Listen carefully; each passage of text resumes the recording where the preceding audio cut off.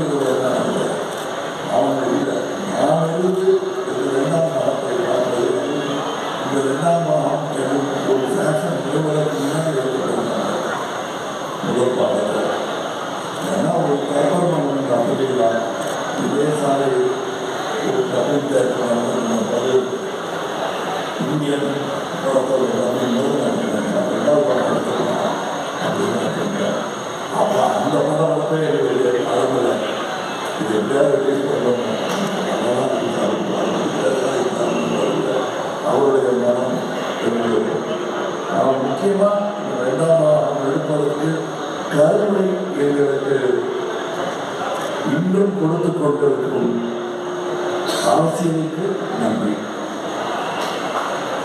ஏன்னா இந்த கரப்ஷன் இன்னும் அதிகமானதுனால தான் இந்தியன் தாத்தாவுடைய